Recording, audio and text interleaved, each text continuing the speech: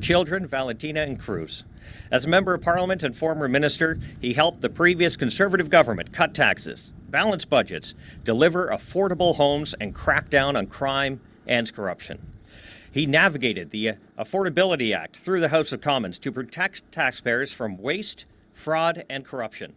When he was housing minister, the average home cost just $450,000, and the average rent for a one-bedroom, $970.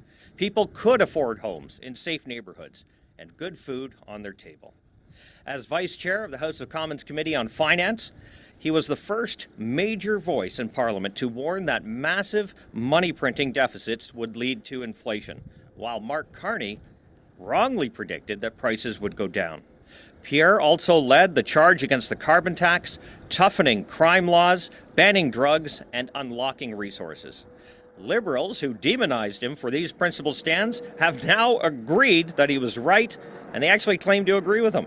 In the most recent election, he got more votes than any Conservative leader in our history, the largest share of votes since 1988, adding 2.5 million more votes and 25 more seats in Parliament than the prior election, and all with major gains from youth and working people.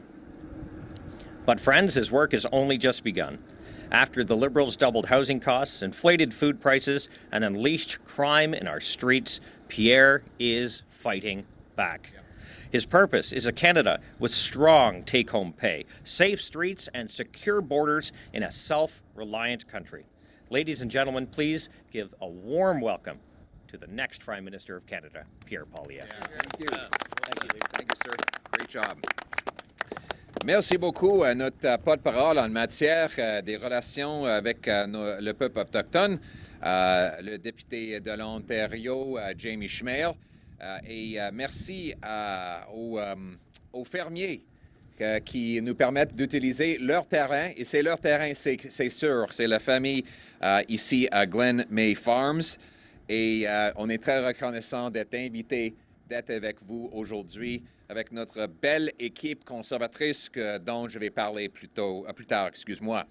Dans une démocratie en santé, le gouvernement doit être dirigé par nos citoyens, pas l'inverse.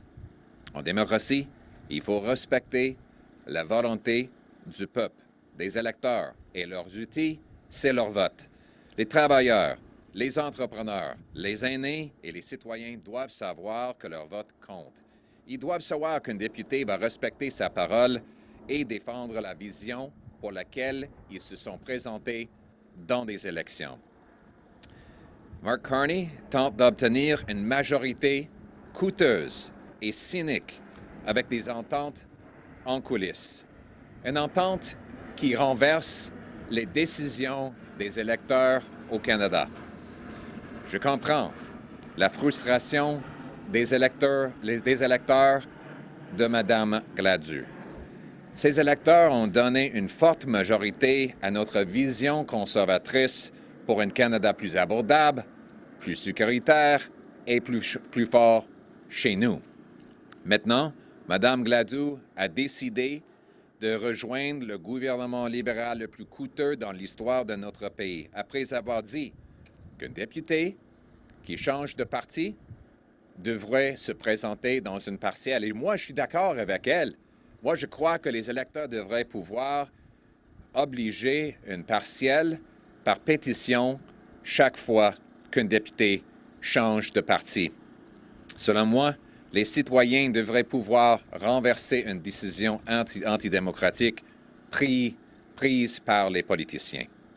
Les gens méritent de savoir que leur vote compte et que leur volonté est respectée. M. Carney est en train de vous dire que votre vote ne compte pas, qu'il va renverser la décision que vous avez faite comme électeur pour lui donner plus de pouvoir pour augmenter votre coût de vie. Malgré les ententes en coulisses de Mark Carney, pour obtenir une majorité coûteuse, les Canadiens doivent garder l'espoir. Les conservateurs ont été élus avec un vote raccord pour un Canada plus abordable, plus sécuritaire et plus fort chez nous. et pour enfin défendre les intérêts du peuple. Et les conservateurs vont continuer de défendre cette approche, peu importe les ententes en coulisses. Mon mandat comme chef du Parti conservateur vient directement des 8,3 millions des électeurs qui ont voté conservateur et le 87% des militants conservateurs qui ont appuyé ma vision. Et je vais continuer de mener avec ce mandat fort. Je vais aussi continuer d'avancer notre agenda pour un Canada plus abordable, plus sécuritaire et plus fort chez nous. C'est ça la vision des conservateurs. Une vision qui existait auparavant, où vous pouvez gagner un grand chèque de paie, acheter une belle maison, vivre dans une communauté sécuritaire. Mais après 11 ans des libéraux, cette promesse est tout à fait brisée. Mark Carney a dit qu'il allait construire à un rythme jamais vu dans l'histoire de notre pays. Qu'est-ce qu'on voit? On voit que le logement est en déclin. Et maintenant, les coûts du logement sont les pires dans le G7. Le coût des aliments augmente le plus dans le G7. L'endettement des ménages est le pire dans le G7. Et nous sommes la seule économie dans le G7 qui est en déclin. Nous sommes ici pas juste avec l'opposition à l'agenda coûteux de M. Carney et les libéraux, mais avec les solutions. Moi, j'ai proposé d'éliminer toutes les taxes sur l'essence pour permettre les Canadiens d'économiser 25 sous le litre, 20 $ pour faire le plein et 1 200 $ d'ici le fin de l'année. On a besoin des résultats comme ça et on a besoin de se battre pour une telle vision. C'est comme ça qu'on va continuer. C'est notre mission de servir le peuple et de rendre leur vie abordable et sécuritaire. C'est ce que nous allons faire. Our democracy is meant to serve the people. People like those at Glen May Farms who are hosting us here today. And that is why we have our incredible, united, conservative team with us today. We have Jeff Kibble, former military member. Mark Dalton, former businessman and strong voice for the Lower Mainland. Tamara Jensen, a farmer and businesswoman. We have Jacob Mantle, a trade expert. Aaron Gunn, a celebrated documentarian. Taco Van Popt, a businessman and lawyer. Alice Ross, former chief counselor of the Heisla that brought the single biggest infrastructure project in the history of our country. We have Brad Viss, who's Canada's leading champion for small businesses. Sukhman Gill, one of our promising upcoming and young members of Parliament. We have Shakao, who's been leading the charge to defend property rights for people in Richmond and from whom you will hear later. We have Jamie Schmale, our shadow minister on Indigenous Affairs, who helped write the policy that we will announce today. And Chief Billy Morin is not here, but I thank him in absentia for his incredible work. All of these democratically elected representatives understand that in a democracy, the people are in charge. Their tool of decision-making is the ballot box and the vote. Waiters, welders, seniors, single moms, small business people should know that their votes count. They should know that when they vote for a party in a community, that the resulting elected MP will serve in that party and push forward that vision. Otherwise, people lose their votes. Mark Carney is saying to Canadians, your vote does not count, that he will overpower the decision that you made through dirty backroom deals that give him unrestrained power to raise your taxes and increase your costs, and to pursue a Liberal agenda that is the opposite of what he promised. He is fabricating a costly majority government through dirty backroom deals that Liberals did not tell Canadians about during the election and that people rejected. I feel badly for Ms. Gladu's constituents, the strong majority of whom voted for our Conservative vision of an affordable and safe Canada. In fact, and if I can be blunt, under my leadership, she had a massive increase in the Conservative vote in her riding. And she said that she was going to stand up for the Conservative values of affordability and safety. Now, she has joined the most costly Liberal government in Canadian history, going back on her word. She has said that members of Parliament that flip parties after they were elected promising to be in a different one should be forced to run in a by-election. I couldn't agree more. In fact, I believe that constituents in her riding and every riding should be able to petition for a by-election whenever a member of Parliament changes parties. Now, we need to put people back in charge of their country at the ballot box. Despite Mr. Carney's backroom Liberal deals and cynical power grabs, I encourage Canadians to keep hope.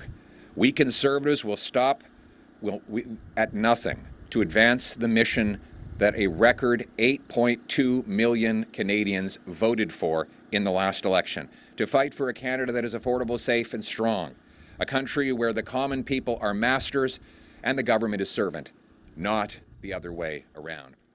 My mandate to lead this fight for affordability and safety comes from those record 8.2 million votes that we received and from the record support that my party membership gave at our convention, 87%, only 3 months ago. And my mission will be continue to lead that fight to a successful victory in the next election when we restore the promise of an affordable and safe Canada for all. Conservatives have a mission. We want every single Canadian to have the opportunity that we were promised in Canada. We want young people to afford homes and have enough space to raise children and have families, to pay off their mortgages so they can save for their futures. We want seniors not only to have an affordable retirement for themselves, but the knowledge that their grandchildren will have a bright future. We want renters to know that they'll be able to afford their next payment. We want people to live happy, hopeful, harmonious lives. Seniors to live in comfort and dignity. But after 11 years of Liberal government, that no longer exists. Nothing is improving. Everything is getting worse. Under Liberal Mark Carney, it's more cost, more crime, and more of the same. Prime Minister Carney told Canadians that he would build at an unimaginable scale, at speeds not seen in generations, but nearly a year later, home building is down and falling. In fact, we have the worst housing costs in the G7, the worst food price inflation in the G7, the worst household debt in the G7, and the only shrinking economy in the G7. Meanwhile, we Conservatives have proposed practical ideas to make life affordable, like using the government's massive multi-billion-dollar windfall from high oil prices to eliminate gas taxes. That would save you 25 cents a liter, $20 on a fill-up, and $1,200 for a family of four between now and the end of the year. We want to make sure that life is affordable in Vancouver. Here we are in a place which is the fourth most expensive housing market in the world. It takes $223,000 of income for a family to own the average home. Nearly 90% of median pre-tax income would be required for the average family to own the average home here after 10 years of Liberals. And what has Mr. Carney done about it? He's doubled the deficit, created 12 new bureaucracies, failed to approve a single new project out of the massive new agency that he created. No pipeline is approved to the Pacific. Nothing is getting done except driving up costs for Canadians. And now British Columbians are worried about losing their homes. Last August, a BC Supreme Court judge issued a ruling that for the first time in history declared that Aboriginal title over land includes private property. That ruling covers 800 acres in Richmond worth over $1 billion and holds that this title has prior and senior right over fee simple homeowners. Fee simple is the legal term that we use for ownership. You buy a home, you get the title, and you assume that it is permanent and transferable. After this ruling, however, it is not. Not in BC. After the Liberal government made the situation much worse. Let's go back. In 1846, when the Oregon Treaty established British sovereignty over what is now BC, Indigenous peoples had lived here for thousands of years. Now, Canadian law recognizes that creates a property right called Aboriginal title. Most of BC is not covered by treaty, unlike the prairies, which means that none of those claims are ceded, and therefore there are claims right across the province. In August of 2025, Justice Barbara Young ruled in Cowichan Tribes versus Canada, the longest trial in Canadian history, that the Cowichan Tribes held Aboriginal title over this 800 acres of Richmond land. Now, that means that ultimately that claim replaces the property rights ownership of the landowners there.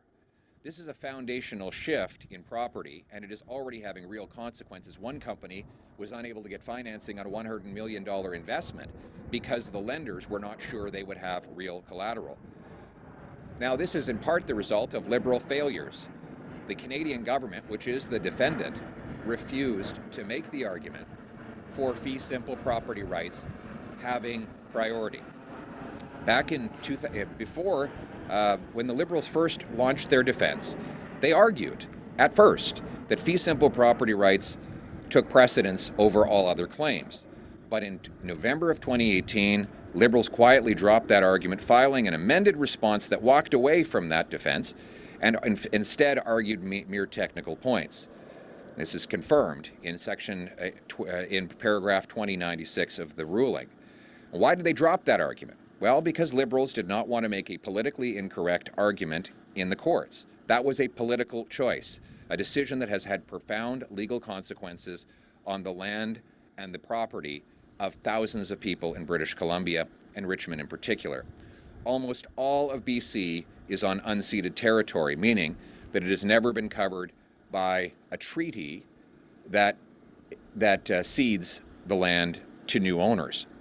The BC Treaty Commission has accepted statements of intent to negotiate with BC First Nations covering essentially the entire province. If those groups meet the Cowichan threshold, the implication for private property across all of British Columbia are massive.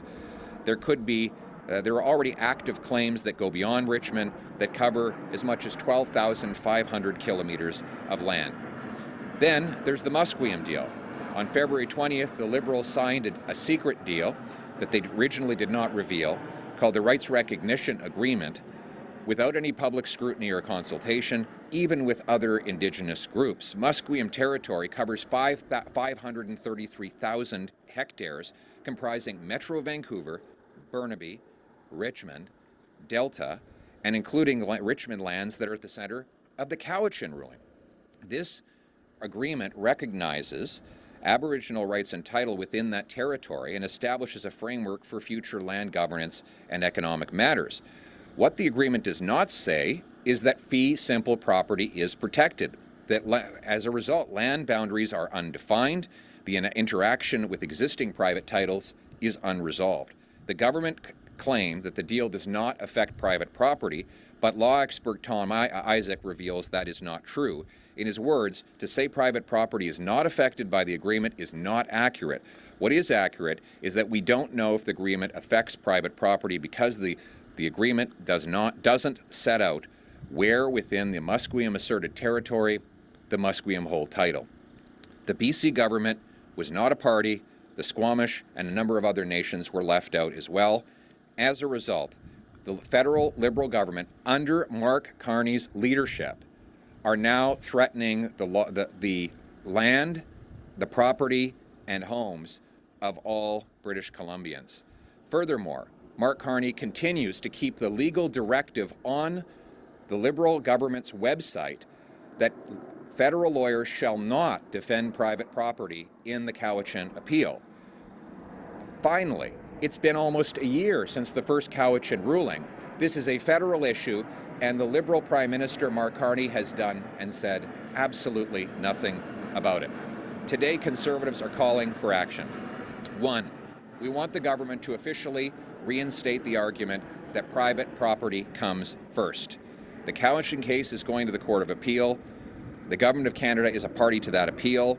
We want Mark Carney to change his legal directive to make it clear that his lawyers must argue that fee simple property ownership, your home and your business, belongs to you and you first, and that no other claim can supersede that ownership. That is not what the current Liberal argument is. This is not a claim that Indigenous peoples have no rights. They do have rights, and those rights should be upheld. At the same time, they must coexist with the rights of homeowners to keep the property that they paid for and they legitimately own.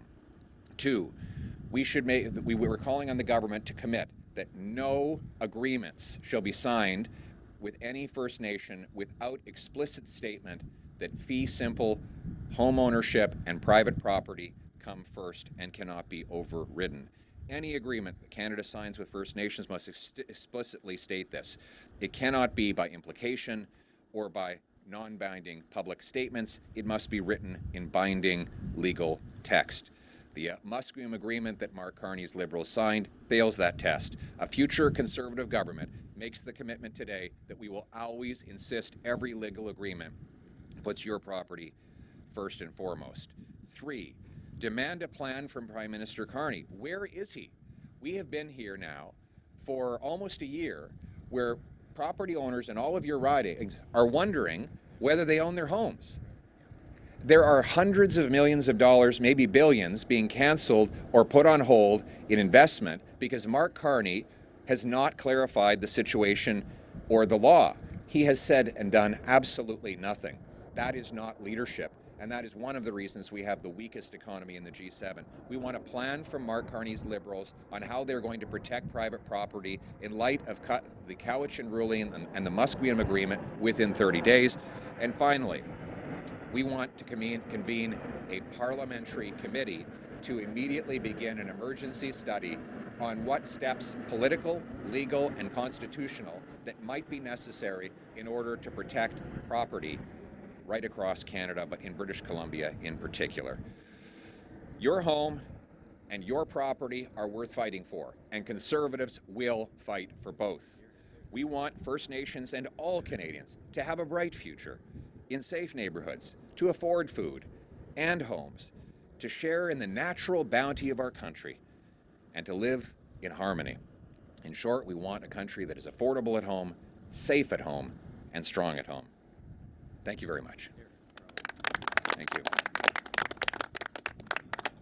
Thank you. I want to just call on Shakao, who's the Member of Parliament for Richmond, to just say a quick word, then we'll take questions. Thank you. So my name is Shakao, MP for Richmond Centre Marlborough Riding. I'm grateful that you come here today. And I just want to echo what the leaders said. In Richmond, because of the ruling on the Contextual link claim, it's a very negative impact on the people in Richmond. We've seen people having a very high level of anxiety because they're uncertain about their property rights. We have seen an old couple who wanted to sell their home for retirement was unable to find a buyer. And also we've seen that the business not being able to get financing, or the investors has left them. So this is a very negative impact on all of us. And there's also a hotel, the sale was collapsed because the new buyer was not sure whether or not the property rights would be safeguarded. So we've seen this going on and on and on. And I'm glad that our party, the Conservative Party of Canada, we have been fighting, and we will continue to fight for the property rights of the people in Richmond and beyond, because this is the right thing to do. So once again, thank you for the caucus and the leader for being here today and to make the statement in Richmond for the people of Canada. Thank you. Way to go. Way to go, Shakao. Thank you. Thank you. I want to take some questions. Thank you. We'll now take questions from reporters. Please identify yourself and your outlet. One question each. Hi, David Brett with the New Westminster Times. All of the conversations regarding First Nations that you're speaking of, agreements, court cases, are taking place against a backdrop of a narrative of Canada that is a genocidal fascist state. What is your response to this narrative, and do you think that is coloring the Canadian conversation and sort of tearing at the fabric of our society? First of all, I think we need to restore a sense of pride in our history, to stand up for who we are as Canadians and what we've built. Because as much as we are an imperfect country, where else would you rather live? Which other country has done better than Canada? We need to be proud Canadians, and that should be part of this conversation. And secondly, whatever you think about the wrongs, and there have been some real wrongs done in the past, those wrongs have not been done by legitimate landowners who went and bought a house to raise a family, paid the price, followed the law. Those law-abiding people are simply trying to raise families and build communities. They should not be punished for this. We need to get back to sanity. This is not fair. We need to restore fairness, and that's what we're calling for from the Carney Liberal government accept our 4 demands to bring fairness for your land, your home, and your property. Thank you. Hi, I'm Maria Rantana with the Richmond News. So part of the ruling from the Supreme Court was that, or part of the order was that the parties need to sit down and negotiate and to solve the issue and the historical wrongs. So a lot of academics say that the fact that Canada, BC, and the municipality of Richmond have appealed have delayed this process. So if you had been in government, would you have appealed that decision by Barbara Young? Justice Barbara Young. Yes, but more than that, I would have made the right arguments in the first place. In 2018, this Liberal government issued a directive to the lawyers for the federal government to stop defending people's homes and property. That directive is still on the federal government's website. So lawyers going into the appeal are instructed to not defend your home and your land. I never would have done that directive, and I would immediately reverse it on becoming Prime Minister. We as Conservatives would argue unapologetically in court that your home and your land belongs to you, that fee simple property is the most senior of any title. And that's what we need to get back to. Thank you. Alex Zoltan with the Western Standard. Do you have any comment on the rumors circulating that more floor crossings are imminent? And what do these floor crossings say about the current state of the Conservative Party of Canada? Well, I don't comment on rumors, but what I will say is this. Members of Parliament should stand up for the party and the principles that they said they would when they were looking people in the eye in their elections. If you ran in an election, you went out and you said to little old ladies, to veterans, to truckers, to single moms, that you were going to stand up for the Conservative platform of affordability, safety, and national sovereignty, and to do so as part of the Conservative Party that people voted for, then you should respect those people and honor your word. Mark Carney is saying is that your vote doesn't count, that he's going to use backroom dirty deals to reverse the election result in countless ridings, robbing people of their voice and giving him the power to raise your cost of living. That is wrong. He should respect the democratic will of the Canadian people. Andrew Johnson, CTV. How many of your own MPs do you have to lose to the Liberals before you reflect on your own political future as leader? Well, that reflection comes from the record-smashing 8.3 million Canadians who voted Conservative in the last election, and the 87% of grassroots Conservatives who backed up my leadership less than 90 days ago to fight for an affordable, safe, and strong Canada. Our mandate and my leadership does not come from dirty backroom deals. It comes from the people of Canada. What this comes down to is who runs this country, who leads this country. Is it a bunch of backroom schemers and elites who rob people of their votes, or is it the hardworking common people who should be running the country in a democracy? That's the decision.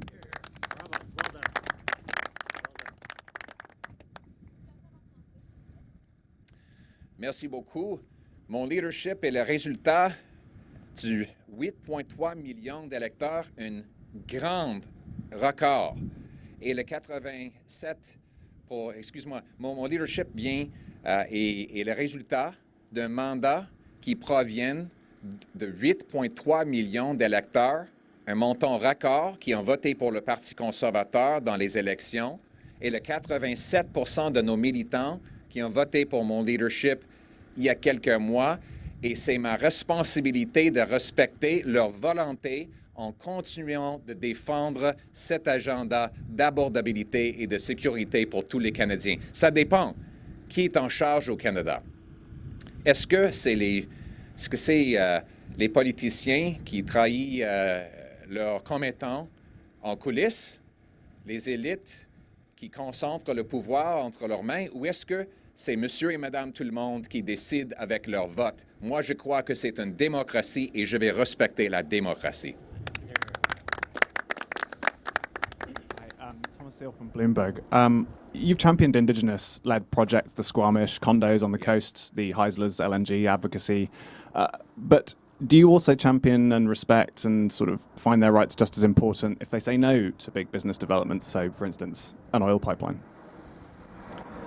Well, first of all, there's two parts to your question. One is my admiration for the incredible economic projects led by the Squamish and the Haisla. The Squamish, frankly, are actually far better at getting things done than are the provincial and federal governments of Canada. The Squamish are building 6,000 housing units on 10 acres of land to make housing more affordable in Vancouver, something that never could have been done using the bureaucratic mess in Vancouver City Hall. And then the Squamish are building an incredible LNG liquefaction plant in the town of Squamish, which is going to, by the way, be an environmental cleanup project. And you know who got in the way? The federal government made the Squamish people wait 14 years for a permit. You know, what I would like to see is us get out of the way of Indigenous communities like the Squamish to get these things done faster.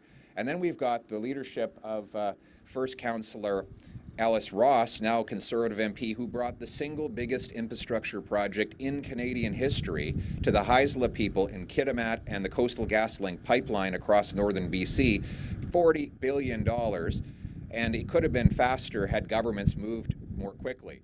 So I think what we have to do is get out of the way and off the backs of First Nations who want to build their futures and have total economic control over their destinies. I want First Nations people to be the richest in the world, because we have an incredible natural bounty from which they should be the primary beneficiaries in a big, beautiful, free market economy. Thank you. Aaron MacArthur from Global News. You talk about fee simple being negotiated into agreements as being primacy, having primacy. Could you go farther and talk about fee simple being enshrined in the Constitution? That's a good question. I think that it's regrettable that it's not there right now. Property rights are human rights. You need property right protection to have a thriving property owning democracy. So right now, what I'm saying is, let's have a parliamentary committee convene an emergency study on what political, legal, and constitutional steps are necessary to protect the homes and the land of the people of British Columbia and elsewhere, and let's see where that conversation leads. Hello, Johnson from Franchise Radio. So I think that one of the issue about of the corruption issue land right now is because those of the issues right now go to the court to just go and investigate that.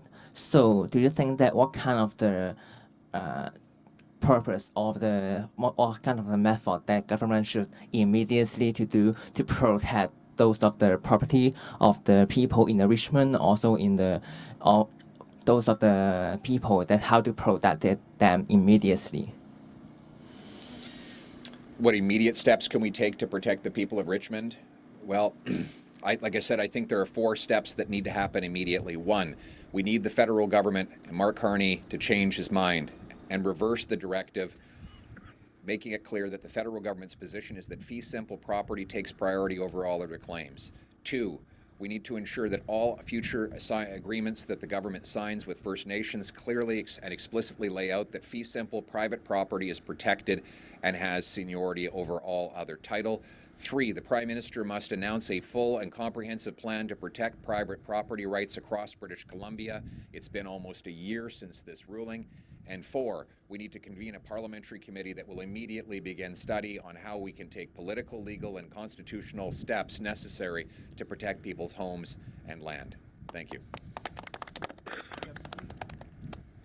Hello, we have time for one final question. Hi, Ashley from the Canadian Press. In 2012, you voted against a bill that would have required floor crossers sit as independents or call a by-election. Given everything that's happened, is that something that you would bring forward now? Well, we're going to be taking this through our caucus decision-making process, but I can tell you my personal opinion. My personal opinion is that when a member of Parliament goes back on the word that they made to their constituents, and switches parties, that constituents should be able to petition to throw them out and have a by-election. That would put the people back in charge of our democracy rather than having dirty backroom Liberal deals by Mark Carney determine our destiny. All right. Merci beaucoup. Tout d'abord, mon avis, et ce n'est pas une politique établie à ce moment par le Parti conservateur, notre parti et notre caucus va le considérer bientôt. Mon avis, c'est quand un député brise sa promesse et change de parti, abandonne le parti pour lequel leurs commettants ont voté dans les élections, leurs citoyens devraient pouvoir signer une pétition pour forcer un partiel et permettre à ces commettants de prendre la décision. La décision de notre gouvernement et notre Parlement devrait rester entre les mains du peuple et non pas dans les coulisses du pouvoir. Thank you. One final question. Thank you. Sorry, this is Cecilia from City News. The Cowichan tribes and the federal government have insisted that private title owners won't be stripped of their private land. So why do you continue to insist otherwise? Because the judge said so. At the end of the day, it stated that the Cowichan title is senior and prior to about $1 billion and 800 acres of Richmond land. And so that's what the ruling says, that's what it means.